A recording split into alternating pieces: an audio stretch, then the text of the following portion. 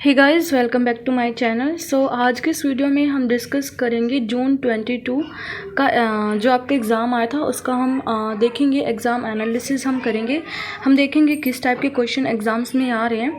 तो आज हम डिस्कस करेंगे MMPC 011 से, जो कि है आपका social process and behavioural issue.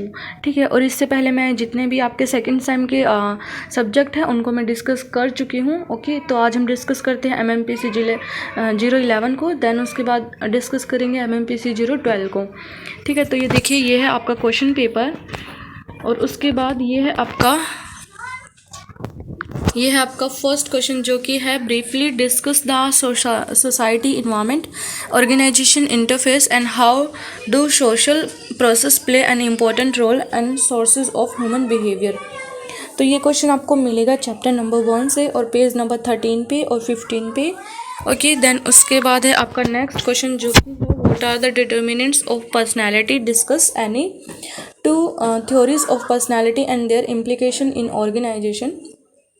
तो ये वाला क्वेश्चन आपको मिलेगा चैप्टर नंबर 4 पे और पेज नंबर 64 पे। ओके, देन उसके बाद है नेक्स्ट क्वेश्चन, जो कि है difference between groups and teams and briefly discuss the determinants of group productivity. तो ये क्वेश्चन है आपका चैप्टर नंबर 8 से और ये आपको मिलेगा पेज नंबर 152 पे। देन उसके बाद नेक्स्ट क्वेश्चन है आपका discuss the process of conflict and any two framework of conflict management. तो ये क्वेश्चन आपको मिलेगा चैप्टर नंबर 9 में। देन उसके बाद है आपके कुछ शॉर्ट नोट्स, जिसमें से आपको 3 शॉर्ट नोट्स लिखने थे। तो ये आपके शॉर्ट नोट्स। ठीक है, तो पहला था आपका जैसे कि प्रोसेस ऑफ नेगोशिएशन, ये आपको मिलेगा चैप्टर नंबर 9 पे और पेज नंबर 125 पे। देन उसके बाद है मैनेजमेंट ऑफ स्ट्रेस, ये है आपका चैप्टर नंबर 10 में। देन उसके बाद है मेजरिंग एम्पावरमेंट, जो कि है आपका चैप्टर नंबर 11 पे। और उसके बाद है benefits of an inclusive organisation. ठीक है, ये मुझे मिला नहीं शायद, अब देख लेना ये कहाँ से है। उसके बाद है लास्ट वाला, जो कि है इमोशनल इंटेलिजेंस, ये है आपका चैप्टर नंबर 15 से और ये आपको मिलेगा पेज नंबर 303 पे। ओके, तो ये थी आपकी क्वेश्चंस। देन उसके बाद है आपका केस स्टडी। ठीक है, तो केस स्टडी भी आज की इस वीडियो में हम डिस्कस करेंगे। इससे पहले ना मैंने एक वीडियो बनाई थी how to solve a case study. ठीक है, तो उसमें मैंने की पॉइंट्स बताए थे कि आप किस तरह से केस स्टडी को सॉल्व कर सकते हो। ठीक है, अगर आपको वो वीडियो चाहिए तो उसका भी मैं लिंक डिस्क्रिप्शन बॉक्स में दे दूँगी, आप जाके चेकआउट कर सकते हो।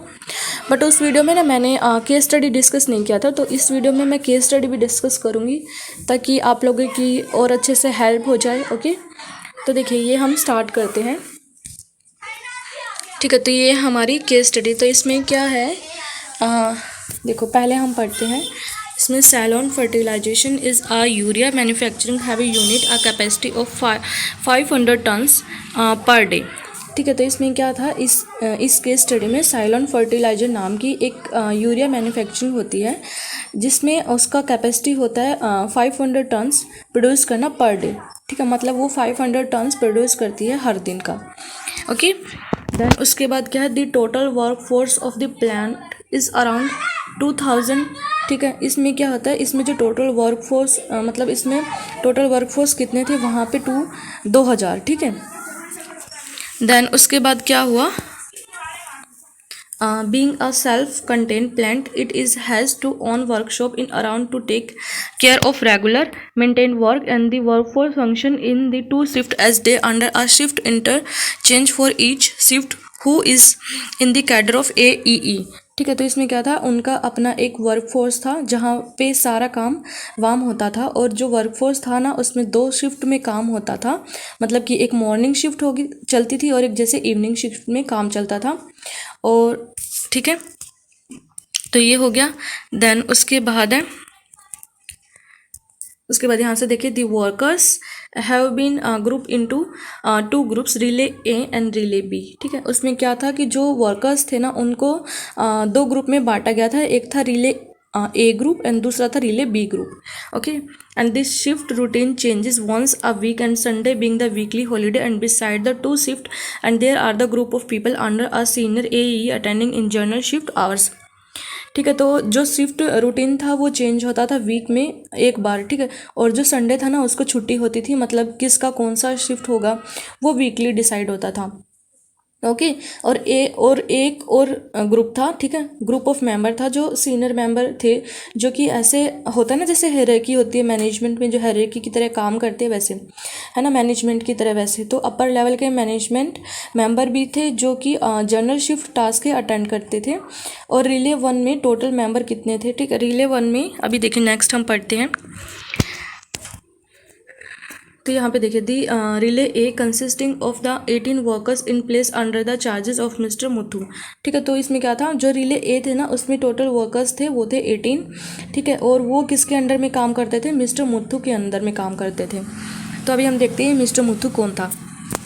तो अब देखिए नेक्स्ट पढ़ते हैं हम। Mister Muthu who is a graduate in mechanical engineering and after under going training for a period of 6 months in the various division in fertilization, he had acquired in a thorough knowledge of workers to the undertaken and by the workshop। Okay. तो इसमें क्या था, जो mister Muthu था ना वो graduate थे mechanical engineering में, मतलब उन्होंने मैकेनिकल इंजीनियरिंग में ग्रेजुएशन किया हुआ था और उन्हें ट्रेनिंग भी की थी 6 months की फर्टिलाइजेशन डिवीज़न में। और उनको बहुत थ्रो नॉलेज था, मतलब कि बहुत डीप नॉलेज था उनको, ठीक है। उसके बाद वो रिले सुपरवाइज़र का भी काम कर चुके थे 3 साल तक, तो उसके लिए उन्हें एई का पोस्ट मिला हुआ था। तो यहाँ पे देखिए इसमें क्या है, after being a relay supervisor for 3 years he has been recently promoted to the post of AE, ठीक है। तो यही है कि उसने 3 साल काम किया हुआ था, तो इसीलिए उसको एई का पोस्ट मिला हुआ था, ठीक है। And who is shifted in charge, ठीक है, जिसको इंचार्ज बनाया गया। And when he join the workshop he found than he next अभी हम पढ़ते हैं were done with the application of thumb rule and higher officer had a satisfied with such a quality of workers। तो फिर उसने जब वो workshop उसने ज्वाइन किया तो उसने देखा कि जो टास्क हो रहा था ना तो वो थंब रूल के बेस पे हो रहा था, तो उसको लगा कि कुछ मतलब इम्प्रूवमेंट की ज़रूरत है वर्कर्स को, और वर्कर्स को मतलब ट्रेन करने की ज़रूरत है, ये सब उसको लगा, ठीक है। देन उसके बाद क्या हुआ, mister Muthu on the witnessing and this started to instruct his workers in various theoretical aspects of welding machine etc and which the has studied in his college, and they all highly appreciate to skill and techniques he had taught। तो उसमें क्या था फिर जो mister Muthu था उसने मतलब जो वर्कर्स थे उनको इंस्ट्रक्ट करना शुरू कर दिया और अपने वर्कर्स को, और मतलब उनको थ्योरेटिकल नॉलेज भी दिया वेल्डिंग का। फिर उसके बाद उसने मशीन्स का भी सब चीज़ मतलब उनको सिखाया। फिर जितना भी नॉलेज उनके पास था ना सब मतलब मिस्टर मुथू ने उनको सिखा दिया। फिर सब ने उनको अप्रिशिएट किया क्योंकि उसने सब कुछ मतलब बहुत अच्छे से सिखाया था, और फिर वर्कर्स भी अच्छी तरह से सारे काम करने लग गए, ठीक है। तो ये देखिए अभी हम मतलब आगे पढ़ते हैं। तो यहाँ पे देखिए उसके बाद क्या हुआ, the workers now learn to do things in a better way and thus the he gain the confidence of workers and as he was able to finish his work in time and in a better way the relay भी, ठीक है। तो उसके बाद क्या हुआ कि उनको मतलब मिस्टर मुथू ने सब कुछ सिखा दिया, ठीक है। तो उसके बाद सब कुछ बहुत अच्छे से सिखाया मिस्टर मुथू ने। फिर उसके बाद वर्कर्स भी अच्छी तरह से सारे काम करने लगे और उनको भी कॉन्फिडेंस आ गया, ठीक है। वर्कर्स उन पे विश्वास करने लगे, मतलब उन्होंने मतलब मिस्टर मुथू ने उनका मतलब सबका विश्वास ऐसे पा लिया था, ठीक है। फिर क्या हुआ कि वो सारा काम जो था वो टाइम पे सही से मतलब कर रहे थे, ठीक है। और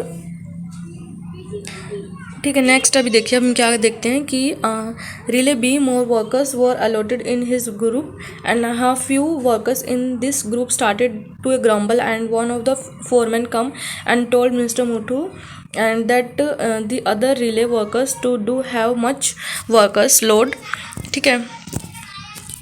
और workers to do not want to stay much and they are murmuring over getting more workers, ठीक है। तो उनमें से क्या हुआ कि वर्कर्स जो थे वो सारा काम अपना टाइम पे करने लगे थे, तो उनमें से ज़्यादा मेंबर मिल गई, ठीक है, रिले बी में। तो रिले बी में से तो फिर क्या हुआ कि जो रिले बी था ना उसमें से भी ज़्यादा मेंबर जो रिले ए था ना उसमें मिल गए, ठीक है।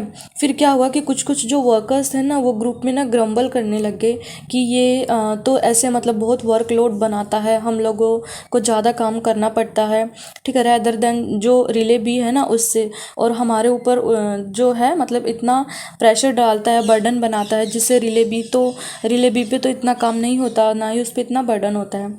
तो क्या हुआ फिर उसके बाद मिस्टर मूथू जो है वो बोलता है, mister Muthu however convince the foreman the extra work should be taken and as a credit and recognize and they should do their best, and after this had happen and some workers even try to get transfer to other relay. ठीक है, तो उसके बाद mister Muthu बोलता है कि ये जो एक्स्ट्रा वर्क है उनको मतलब तुमको क्रेडिट या रिकॉग्नाइजेशन के तौर पे लेना चाहिए, जो काम तुमको मिल रहा है तुमको उसमें अपना बेस्ट देना चाहिए। ठीक है, ऐसा मिस्टर मुथू ने बोला। ठीक है, तो नेक्स्ट अभी क्या होता है, अभी देखिए नेक्स्ट क्या हुआ कि वन डे, ठीक है, one day mister Muthu was making arrangement for the workers to be taken and was giving instruct to his foreman. ठीक है, तो एक बार क्या हुआ कि जो मिस्टर मुथू थे ना वो अपना अरेंजमेंट कर रहे थे, तो उनको ना काली नाम के एक वर्कर ने मतलब अभी नेक्स्ट देखिए, अभी हम नेक्स्ट पढ़ते हैं। His foreman Turner Kali comes and come and told him, sir, father of filter Sammy expired last night and we all want to go and attend the funeral। ठीक है, फ्यूनरल। तो उसमें क्या हुआ कि एक फोरमैन ने बताया मतलब फ़िल्टर सैमी का जो फादर है वो एक्सपायर कर गया है, जिसके लिए उन लोगों को मतलब डेथ जो सेरेमनी होती है ना उसमें जाना है, उसी को फ्यूनरल बोलते हैं। डेथ के बाद जो डेथ सेरेमनी होती है मतलब उसको उनमें उन लोगों को वर्कर्स को वहाँ पे जाना है। ठीक है, तो उसके बाद क्या होता है, ठीक है, तो wants to go attend the funeral and added it is a customary for man in the workshop to attend such funeral and he shift in charge has to arrange a lorry and any convenience। ठीक है, और वो बोला कि ये जो है ना कस्टमरी है, मतलब कि ये कस्टमर चले आ रहा है कि अगर किसी वर्कर के फैमिली मेम्बर का डेथ हुआ है तो मतलब हमें जाना होता है, और इंचार्ज जो होता है उसी को मतलब लॉरी एंड कन्वेंस मतलब कि अरेंजमेंट करना होता है, मतलब कि जैसे गाड़ी का, ट्रांसपोर्ट का, तो जो भी मतलब जो भी अरेंजमेंट्स करना होता है ना, तो जो इंचार्ज होता है ना उसी को करना होता है।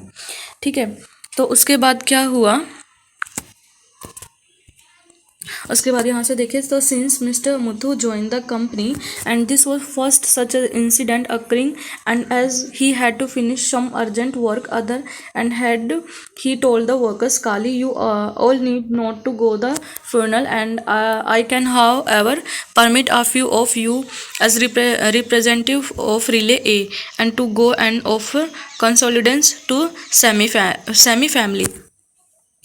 तो इस पर क्या हुआ ना कि मिस्टर मुथू जब से इस कंपनी में आए थे तो यह एक मतलब उसके आने के बाद पहला ऐसा कुछ इंसिडेंट हुआ था कि वर्कर्स के फैमिली मेम्बर की डेथ होगी और फ्यूनरल अटेंड करने के लिए जाना था।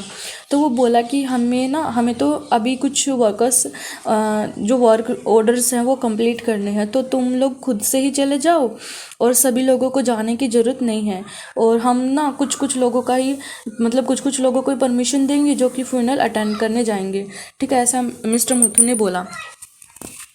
ठीक है, देन उसके बाद क्या हुआ, उसके बाद कि further he regret that he would not make any arrangement for convene and this statement created a turbulence among the workers and a group of workers stop the work and started demanding they be allotted to attend the funeral and as they wanted to stop work in the coming shift and the foreman.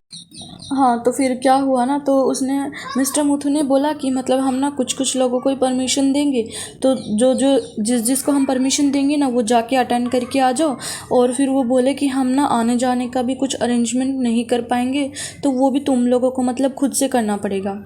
तो इससे क्या हुआ ना, workers को गुस्सा आ गया, और because अभी तक मतलब यही कस्टम था कि जो इंचार्ज होता है वही सारे अरेंजमेंट्स करता है और अलो करता है वर्कर्स को जाने के लिए, तो और उन्हें ये भी नहीं किया तो ये बात मतलब गलत थी। ठीक है, तो इस स्टेटमेंट के कारण ना पूरा ट्रबलेंट हो गया। ठीक है, मतलब पूरा एक तरह से हलचल मच गया टीम में, मेंबर्स के बीच में कि सबने अपने, और फिर क्या हुआ, सबने ना अपना काम रोक दिया और वो लोग मतलब डिमांड करने लग गए कि जब उनको जाने दिया जाएगा तभी वो लोग काम करेंगे, अदरवाइज़ वो काम नहीं करेंगे। ठीक है, तो वर्कर्स ऐसे डिमांड करने लग गए। उसके बाद क्या हुआ, तो फिर जो फोरमैन था ना, फिर वो गया मिस्टर मुथु के पास और बोला कि ऐसा ऐसा हो गया है तो क्या करना है। अब तो मतलब इसको सुनने के बाद मिस्टर मुथु बोले, ठीक है, तो अभी देखिए, अभी यहाँ से पढ़ते हैं हम। On the hearing the mister Muthu told his foreman and I give you an alternative and I have already told the urgency of the work and I am going to allocate the work and as per planning schedule. ठीक है, तो उस पर क्या हुआ कि foreman जाता है मतलब मिस्टर मुथु के पास और बताता है कि ऐसा ऐसा हो गया है तो अब क्या करना है। तो इसको सुनने के बाद ना मिस्टर मुथु बोलते हैं कि हम तो तुम लोगों को अल्टरनेटिव बता चुके हैं, मतलब अलग से एक ऑप्शन तुम लोगों को बता चुके हैं। अगर तुम लोगों को फॉलो करना है तो करो, अदरवाइज़ हम कुछ नहीं कर सकते, क्योंकि जो प्लानिंग शेड्यूल के हिसाब से जो वर्क हो जाना चाहिए था, अगर वो वर्क नहीं हुआ तो फिर मैं एक्शन लूँगा, मतलब तुम लोगों के खिलाफ, ऐसा मिस्टर मुथु ने बोला। ठीक है, तो फिर देखिए अभी हम देखते आगे। तो उसके बाद क्या हुआ, if the work is not done I may have to take action against you, ऐसा मिस्टर मुथु ने बोला। देन उसके बाद then the group of workers started discussing among the themselves as an what to do next. तो उसके बाद क्या हुआ कि फिर जो बाद में जो वर्कर्स थे ना, वो अपने आप में मतलब ऐसे मतलब डिस्कस करने लगे कि अब क्या करना है। ठीक है, तो फिर क्या हुआ, तो उसके बाद क्या, एक turner come forth and said you are not considerate enough on human matter and if you are still ठीक है admin and we may prefer half a day wages cut and we must go and attend the funeral. ठीक है, तो उसमें से फिर बोला कि तुम थोड़ा सा मतलब उसमें से एक मेंबर बोला कि तुम थोड़ा सा कंसिडरेट होना चाहिए लोगों के इमोशन का, तुमको मतलब कदर नहीं है। मतलब ऐसे ऐसे एक वर्कर ने बोला कि तुमको मतलब जो लोग हैं, मतलब जो वर्कर्स हैं, उनके इमोशंस की तुमको कदर नहीं है। अगर आप लोग हम लोगों को मतलब इमोशन का कदर नहीं कर सकते तो आप लोग मतलब हमारा जो सैलरी है ना वो कट कर लीजिए, बट हम लोगों को जाने दीजिए, ऐसे एक वर्कर ने बोला। तो ऐसा, तो हमारे मतलब और हमारा जो मतलब दिन की हाफ डे की आप सैलरी कट कर लीजिए, लेकिन हम लोगों को जाने दीजिए और हमारा जो जाने आने का जो है ना अरेंजमेंट्स वो भी कर दीजिए। ठीक है, तो उसके बाद देखिए क्या होता है। उसके बाद यहाँ से देखिए mister Muthu at this instant notice that a small group and who were usually complaining about the workload and were murmuring were keening instructing in the affairs and he decided to face the situation as the matter of prestige. ठीक है, and he issued the gate pass to however we should to go and still emphasizing and that he would not arrange any convey, and nearly 25% of the workers remaining and other collect money from all for the funeral and want off। तो इस बात पे ना mister Muthu ने एक notice दिया कि मतलब ये जो लोग बोल रहे हैं कि वही लोग हैं। पहले तो उसने बोला कि मिस्टर मोमो ने कि जो लोग बोल रहे हैं ना, तो ये वही लोग हैं जिन लोगों ने मतलब पहले से ऐसा कुछ मतलब झूठा वूटा फैलाया था, ऐसा कुछ। ठीक है, तो उसके बाद तो उन्होंने क्या किया, मतलब इस मैटर को उन्होंने ना प्रेस्टीज की तरह लेते हुए मतलब अपनी ईगो में ले लिया इस बात को, और फिर उन्होंने ना गेट पास दे दिया जो जाना चाहते थे, बट उन लोगों के लिए ना कुछ कन्वीनियंस मतलब कुछ ट्रांसपोर्ट का अरेंजमेंट्स नहीं किया, मतलब आने जाने का कुछ साधन मतलब उनके लिए ट्रांसपोर्ट का अरेंजमेंट्स नहीं किया। तो फिर क्या हुआ, जो 25% वर्कर्स थे ना खाली रहे और बाकी के सारे चले गए। ठीक है, आपस में उन्होंने मनी जो था वो कलेक्ट किया और वो अपना अरेंजमेंट्स करके बाकी के जितने भी वर्कर्स थे वो सब चले गए। ठीक है, तो अभी नेक्स्ट देखें अभी क्या होता है। अभी यहाँ पे देखिए, one day mister Muthu and could finish only a part of work as a plan and he had to explain what had happened in the relay to his boss, and when he come the next morning it was renewed that only a few of workers। तो एक दिन की बात है जब mister Muthu, उसी दिन क्या होता कि मिस्टर मुथु अपना कुछ काम ही फिनिश किए थे और वो बता रहे थे अपने बॉस को कि ऐसा ऐसा हुआ है जब वो आए। ठीक है, तो क्या हुआ, नेक्स्ट मॉर्निंग पता चला कि कुछ कुछ वर्कर्स थे। अभी यहाँ पे देखिए, नेक्स्ट अभी हम देखते हैं। हाँ, तो देखिए यहाँ पे क्या हुआ, attend the funeral and he other had gone to cinema theatre near the village and mister Muthu got irritated by the workers behaviour and started writing memos to who had receiving gate pass and previous day. Some workers got annoyed by the action for Mr. Muthu and they approached the union to intervene, and the news had spread to other division and there was an air of protest and all places in fertiliser plant. ठीक है, तो उसके बाद क्या किया, जो next morning था ना उसमें पता चला कि कुछ कुछ दो वर्कर्स थे ना वो फ्यूनरल अटेंड किया, और जो कुछ कुछ वर्कर्स थे ना वो सिनेमा थिएटर चले गए। तो मिस्टर मुथु को ना बहुत गुस्सा आया इस बात पे। फिर वो ना मेमोज लिखने लगे, लोगों को गेट पास दिया, और उन लोगों को जिन गेट पास दिया था ना उन लोगों को फिर वर्कर्स बहुत मतलब जिन लोगों को गेट पास दिया था वो लोग फिर क्या हुआ, वो जो वर्कर्स थे वो अनॉय हो गए इस बात से, मतलब बहुत गुस्सा हो गए मिस्टर मुथु के इस एक्शन से। और फिर वो लोग मतलब यूनियन पहुंच गए और ये न्यूज़ मतलब पूरा स्प्रेड हो गया और प्रोटेस्ट चालू हो गया मिस्टर मुथु के अगेंस्ट। ठीक है, तो ये था केस स्टडी आपका जो कि मैंने डिस्कस किया है, और ये इसके क्वेश्चन हैं। तो केस स्टडी मैंने पूरा अच्छे से हिंदी में आपको एक्सप्लेन कर दिया।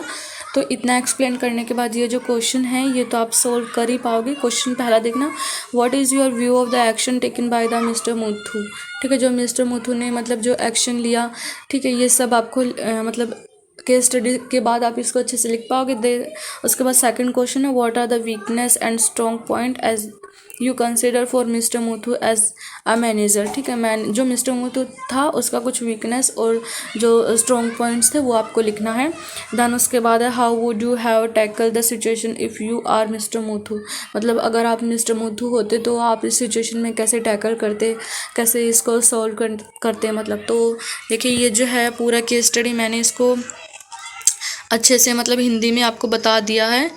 तो यही देखिए, स्टार्टिंग से एक समरी बताती हूँ कि इसमें पहले क्या होता है, एक कंपनी होती है। ठीक है, इसमें एक कंपनी होती है कि जो मतलब यूरिया मैन्युफैक्चरिंग की एक कंपनी होती है जो मतलब 500 टन प्रोड्यूस पर डे करती है, और मतलब टोटल वर्कर्स जो होते हैं उसमें मतलब 2000 वर्कर्स होते हैं। ठीक है, और उनका अपना एक वर्क फोर्स था जहाँ पे वो सारा काम करते थे, और जो वर्क फोर्स था ना वो 2 शिफ्ट में काम करता था, मतलब एक मॉर्निंग शिफ्ट में चलता था और एक इवनिंग शिफ्ट में चलता था। और वर्कर्स के ना 2 वर्कर्स जो थे उसको 2 ग्रुप्स में बांटा गया था, एक रिले ए ग्रुप था और एक दूसरा था रिले बी ग्रुप। ठीक है, और जो शिफ्ट रूटीन था ना वो चेंज होता रहता था वीक में एक बार। ठीक है, संडे को छुट्टी होती थी, मतलब किसका कौन सा शिफ्ट होगा वो वीकली डिसाइड होता था। और एक और ग्रुप था, जो मेंबर थे वो सीनियर मेंबर की तरह थे, जैसे कि हायरार्की होता है ना मैनेजमेंट में, वैसे अपर लेवल के मेंबर्स भी थे जो जनरल शिफ्ट टास्क को अटेंड करते थे।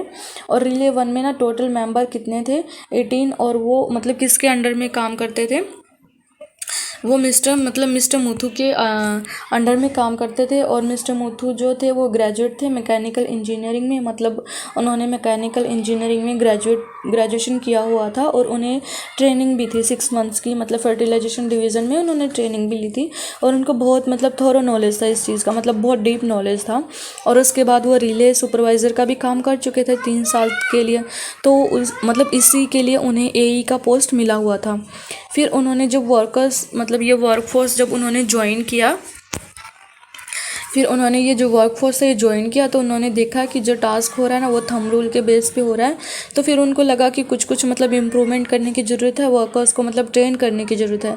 तो ये सब फिर उन्होंने इंस्ट्रक्ट करना शुरू कर दिया वर्कर्स को, और उनको थ्योरेटिकल नॉलेज भी दिया वेल्डिंग का, और फिर उनको मतलब जो मशीन का ये सब चीज़ मतलब उनको सिखाया। फिर जितना भी नॉलेज था उनके पास सब उनको दे दिया, और फिर उनको सबको मतलब जो वर्कर्स थे जब उनको सब कुछ सिखाया तो वर्कर्स ने उन सब मतलब मिस्टर मुथु को अप्रिशिएट किया, क्योंकि उन्होंने ना सब कुछ वर्कर्स को बहुत अच्छे से सिखाया था और फिर वर्कर्स को भी अच्छी तरह से वर्कर्स जो थे वो मतलब फिर सारे काम अच्छे से करने लगे और उनको भी कॉन्फिडेंस आ गया और फिर जो वर्कर्स थे ना उनको मतलब मिस्टर मुथु पे ट्रस्ट होने लग गया।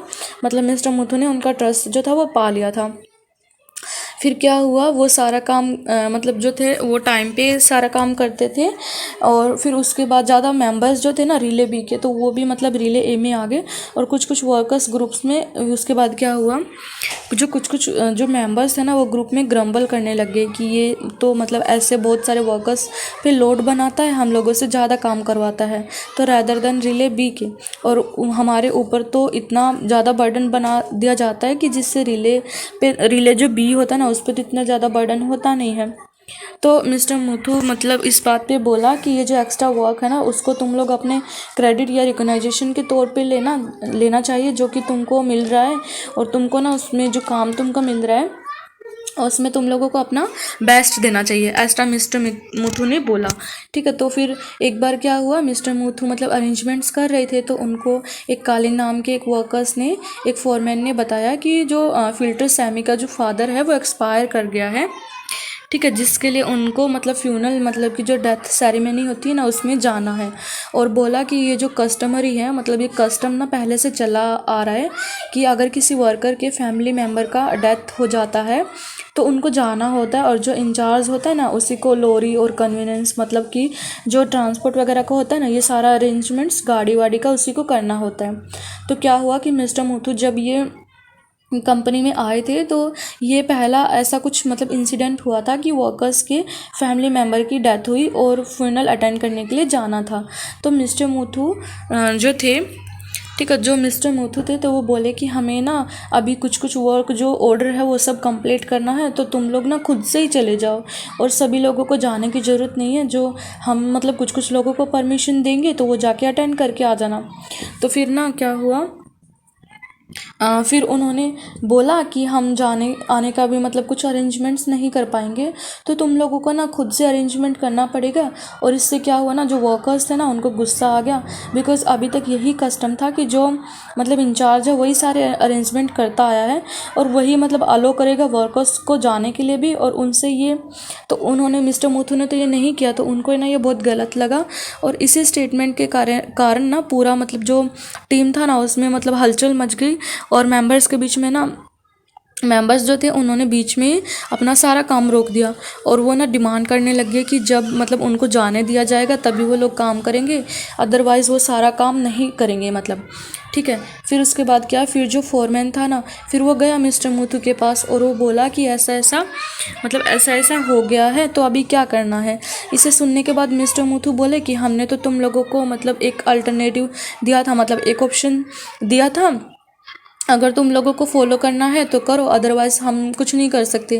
ठीक है, क्योंकि जो प्लानिंग शेड्यूल है, ठीक है, जो प्लानिंग शेड्यूल के हिसाब से मतलब वर्क हो जाना चाहिए, और अगर वर्कर नहीं हुआ वर्क तो मैं फिर तुम लोगों के खिलाफ ना एक्शन लूँगा।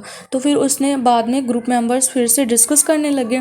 ठीक है, और फिर बोले कि तुम थोड़ा सा ना कंसिडर्ड होना चाहिए, मतलब किसी एक वर्कर ने ऐसे बोला कि तुम लोगों को तो मतलब मिस्टर मुथु कैसे बोला कि जो मतलब तुमको तो जो लोगों की इमोशंस है ना उसका कदर ही नहीं है, अगर आप लोग हम फिर एक वर्कर ने ऐसे बोला कि अगर आप लोग हमारे आने जाने का मतलब नहीं करना चाहते तो एक काम करो, आप ना हमारा जो हाफ डे का सैलरी है ना वो कट कर लीजिए, बट हम लोगों को मतलब जाने दीजिए, ऐसे एक वर्कर ने बोला, और हमारे जाने का अरेंजमेंट भी कर दीजिए। ठीक है, तो इस बात पे मिस्टर मुथु ने एक नोटिस किया कि जो लोग बोल रहे हैं कि वो लोग मतलब थे, तो जिन लोगों को पहले कुछ ऐसा मतलब झूठा फैलाया था ना तो ये लोग ऐसा बोल रहे थे, तो मिस्टर मुथु ने ऐसे बोला। तो क्या हुआ, उन्होंने क्या किया कि इससे एक मैटर, जो मिस्टर मुथु था उसने एक मैटर को प्रेस्टीज की तरह लिया, मतलब अपनी ईगो में ले लिया इस बात को। फिर उन्होंने ना गेट पास दे दिया, मतलब जो जो जाना चाहते थे उनको गेट पास दे दिया, बट उन लोगों के लिए ना कुछ कन्वीनियंस नहीं दिया, मतलब कि उनका जाने आने का कुछ ट्रांसपोर्ट का साधन मतलब नहीं किया, उनको कुछ प्रोवाइड नहीं किया ट्रांसपोर्ट का।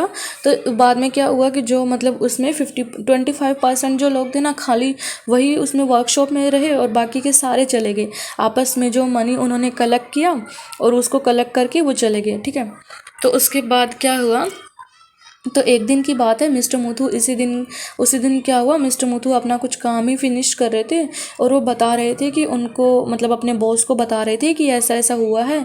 तो जब वो आए तो उसके बाद क्या हुआ, नेक्स्ट मॉर्निंग तो क्या हुआ, नेक्स्ट मॉर्निंग पता चला कि कुछ वर्कर्स थे, उन्होंने फ्यूनरल अटेंड किया और कुछ ना सिनेमा थिएटर चले गए। तो इस बात में मिस्टर मुथु को बहुत गुस्सा आया। ठीक है, तो फिर वो मतलब मेमोज लिखने लगे, ठीक है, लोगों को, और जिनको गेट पास दिया था और उन लोगों को फिर वर्कर्स थे वो बहुत अनोय हो गए, मतलब बहुत गुस्सा हो गए वो लोग। ठीक है, फिर मिस्टर मुथु ने इस अटेंशन से फिर वो लोग मतलब यूनियन पहुंच गए। इस जो मिस्टर मुथु ने जो एक्शन लिया ना, उससे फिर उन लोगों को गुस्सा आया और वो यूनियन पहुंच गए और ये जो न्यूज़ था ना पूरा स्प्रेड हो गया और फिर मतलब प्रोटेस्ट चालू हो गया मिस्टर मुथु के अगेंस्ट। ठीक है, तो एक बार मैंने इसको अच्छे से पढ़ के बता दिया और एक बार मैंने इसका शॉर्ट में समरी भी बता दिया है केस स्टडी का। तो आई होप अब भी आपको केस स्टडी में कोई डाउट नहीं रहा होगा। ठीक है, मैंने बहुत ही सिंपल लैंग्वेज में इसको समझाने की कोशिश की है। और हाँ, पिछली बार आपका डाउट था ना कि मैंने केस स्टडी सॉल्व नहीं की, तो इस बार मैंने केस स्टडी भी अच्छे से सॉल्व करके बता दी है। ओके, और मैंने ना मतलब सीरीज़ चलाई हुई है ऐसे एग्ज़ाम रिव्यू की सेकंड सेम की। तो इससे पहले मैंने जितने भी आपके सब्जेक्ट्स हैं जैसे 8 से लेके 11 तक, तो वो मैंने डिस्कस कर चुकी हूँ। आज मैंने डिस्कस किया 11 को, देन उसके बाद हम 14 तक डिस्कस करेंगे। ओके, जो ये वीडियोज़ होती हैं ना, ये काफ़ी हेल्प करेंगी आपको एग्ज़ाम में। ठीक है, और काफ़ी बेनिफिशियल है ये। और मैंने फर्स्ट सेम में भी बनाई थी एग्ज़ाम रिव्यू, तो उससे भी जो स्टूडेंट्स हैं उनकी काफ़ी हेल्प हुई है। तो इसीलिए मैंने सोचा कि सेकंड सेम की भी बनानी चाहिए, तो सेकंड सेम की भी मैंने वीडियोस अभी बना दी है। ओके, तो लास्ट में मैं बस इतना ही कहना चाहूँगी कि जो ज्ञान होता है ना वो बांटने से बढ़ता है। अगर आप बांटोगे ना तो आपका भी ज्ञान बढ़ेगा ही। ओके, और सो लाइक करना, शेयर करना, एंड कुछ भी डाउट हो ना तो कमेंट सेक्शन में लिखना बिल्कुल मत भूलना। मिलते हैं मेरी नेक्स्ट वीडियो में। Till then take care, bye bye.